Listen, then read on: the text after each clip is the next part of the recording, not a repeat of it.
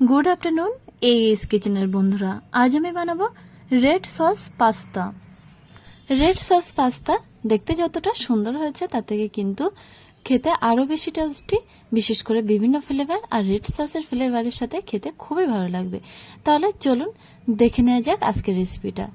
Red sauce pasta বানাবার জন্য এখানে নিয়েছি পাস্তা, আর রেড সস বানাবার জন্য নিয়েছি 3টে মিডিয়াম সাইজের টমেটো, কয়েকটা শুকনো লঙ্কা এবং কিছুটা রসুনের কোয়া, আর সাথে নিয়ে নেব কিছু ভেজিটেবল যেমন ইয়েলো, রেড এবং গ্রিন ক্যাপসিকাম, পেঁয়াজ আর কয়েকটা কাঁচা লঙ্কা।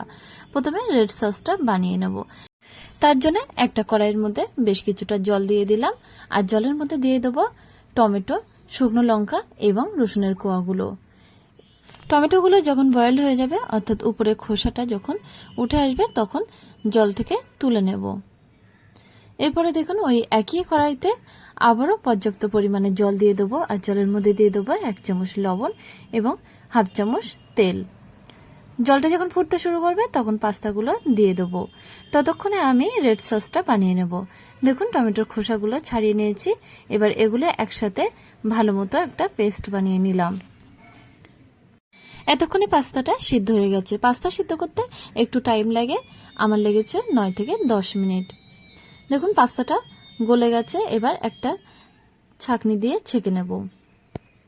তারপরে ঠান্ডা জল দিয়ে ভালোভাবে ধুয়ে নেব, যাতে করে আরো বেশি বয়েলড না হয়ে যায় আর গায়ে গায়ে লেগে যাবে না। এরপরে ভেজিটেবলগুলো কেটে নেব। প্রথমে নিয়েছি রেড ক্যাপসিকাম, অর্ধেক করে নিয়ে এরকম সাইজের করে একটু লম্বা লম্বা করে কেটে নেব। দেখুন প্রত্যেকটা ক্যাপসিকামগুলো কেটে নিয়েছি।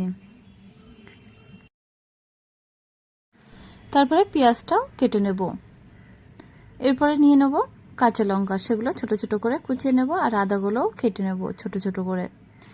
এবার মিডিয়াম ফ্লেমে একটি কড়া বসিয়ে কড়ার মধ্যে 2 চামচ বাটার দিয়ে দেব, আর বাটারের সঙ্গে মিশিয়ে দিচ্ছি সাদা তেল। তেলটা যখন গরম হয়ে যাবে তখন তেলের মধ্যে দিয়ে দিচ্ছি ছোট করে কুচিয়ে রাখা আদা এবং লঙ্কাগুলো। আদা লঙ্কাগুলো একটু ফ্রাই করে নিয়ে তার মধ্যে দিয়ে দেবো পেঁয়াজগুলো।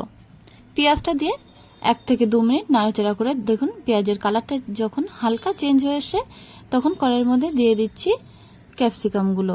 একে একে গ্রিন, ইয়েলো এবং রেড ক্যাপসিকামগুলো দিয়ে দেবো। ক্যাপসিকামগুলো দেওয়ার পরে দিয়ে দিচ্ছি ছোট চামচের 1 চামচ বিট লবণ, হাফ চামচ গোলমরিচের পাউডার, 1 চামচ ধনিয়া পাউডার এবং হাফ চামচ হলুদের পাউডার। তারপরে দিয়ে দিচ্ছি ছোট চামচের 1 চামচ অরিগানো। এরপরে 1 চামচ দিয়ে দেবো ডার্ক সোয়া সস। টমেটো, শুকনো লঙ্কা এবং রসুন দিয়ে যে রেড সসটা বানিয়ে রেখেছিলাম এবার সেটা দিয়ে দিচ্ছি। সসটা দেওয়ার পরে তারপরেই দিয়ে দেবো বয়েলড করা পাস্তাগুলো। দেখুন পাস্তাগুলো দিয়ে ভালোভাবে মশলার সাথে মিশিয়ে নিচ্ছি। এরপরে একটা স্লাইস চিজ উপর থেকে দিয়ে দেবো। আরও ভালোভাবে নেড়েচেড়ে পাস্তাটা একটু হালকা ফ্রাই করে নেব। তাহলে তৈরি হয়ে গেছে রেড সস পাস্তা। এই রেড সস পাস্তা খুব সহজে এবং খুব অল্প সময়ের মধ্যে বাড়িতে অনায়াসে বানানো যেতে পারে। তাহলে বন্ধুরা, আমার এই রেসিপিটা যদি আপনাদের ভালো লেগে থাকে তাহলে অবশ্যই ভিডিওতে একটা লাইক করবেন আর আমাকে কমেন্ট করে জানাবেন।